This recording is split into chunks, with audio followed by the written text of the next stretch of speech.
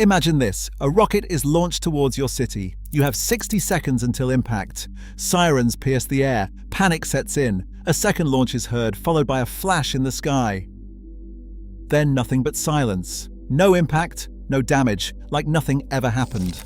It wasn't a dream, it wasn't luck. It was one of the most important pieces of modern military technology, Israel's Iron Dome. To understand why Iron Dome exists, you have to understand what life in southern Israel looked like in the mid-2000s. Towns near Gaza were under near constant rocket fire from Hamas and other militant groups. These were not precision weapons, they were crude, unguided rockets designed to terrorize.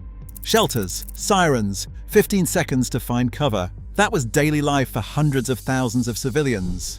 The Israeli government knew it needed a solution, and it needed one fast. What they came up with would eventually change the entire doctrine of modern warfare. But building it meant solving a problem that most defense experts at the time thought was essentially unsolvable. How do you shoot down a cheap rocket with something that costs more than the rocket itself and actually make that math work at scale? Rafael Advanced Defense Systems got the contract. Rafael is a state-owned Israeli defense company with roots going back to the early days of the Israeli military. It was originally established in 1948 as a weapons development authority. They had decades of experience with missiles and radar, but nothing quite like this. The challenge was not just technical, it was economic. Every intercept had to be worth it. You could not spend $1 million stopping a $500 rocket if you were going to run out of interceptors before the enemy ran out of rockets. So Rafael partnered with Israel Aerospace Industries, another major Israeli defense firm, and together they began developing what would become one of the most sophisticated short-range air defense systems ever built. Development began around 2006, and the pressure to deliver was intense. Rockets were still falling, the clock was running. The system that emerged had 3 core components: a radar detection unit that spots an incoming threat the moment it is launched, a battle management system that calculates the rocket's trajectory in real time and determines almost instantly whether it will land in a populated area or an empty field. And if it is a threat, it fires a Tamir interceptor missile, a guided projectile that chases down the incoming rocket and destroys it with a proximity fuse warhead before it can reach the ground. That targeting decision, made in seconds, is what separates Iron Dome from earlier, blunter systems. It does not shoot at everything, it shoots at what matters. And that selectivity is what makes it sustainable in a prolonged conflict. Iron Dome was declared operational in March 2011. Within weeks, it had its first real combat test, and it worked.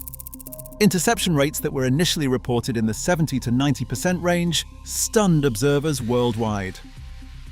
During major escalations like Operation Pillar of Defense in 2012 and Operation Protective Edge in 2014, the system intercepted hundreds of rockets over densely populated cities: Tel Aviv, Beersheba, Ashkelon. People watched interceptors streak across the sky, and they documented it on their phones. The footage went everywhere. Suddenly, the entire world was paying attention. And so was the United States. American financial support for Iron Dome's development had been significant from early on, with hundreds of millions of dollars authorized by Congress, eventually totaling over $3 billion across more than a decade of funding. The United States saw Iron Dome not just as a tool for Israeli defense, but as a proof of concept for layered missile defense architecture it had been pursuing for years. In 2014, Raytheon Technologies, one of the largest defense contractors in the world, entered into a co-production agreement to manufacture Tamir interceptors domestically for potential US military use. That was a major milestone. It meant Iron Dome had crossed from being an Israeli system with American funding into something more integrated, a shared asset within the broader US defense industrial base. The US Army actually deployed Iron Dome batteries on American soil for evaluation, and the technology has influenced ongoing development of other short and medium-range defense systems across the NATO alliance. What Iron Dome represents goes beyond one country's defense. It fundamentally shifted the calculus of asymmetric warfare. Before systems like this existed, the cheapest offensive weapon almost always had the advantage. A $500 rocket could force millions of dollars in economic disruption, displacement, and psychological damage. Iron Dome disrupted that equation.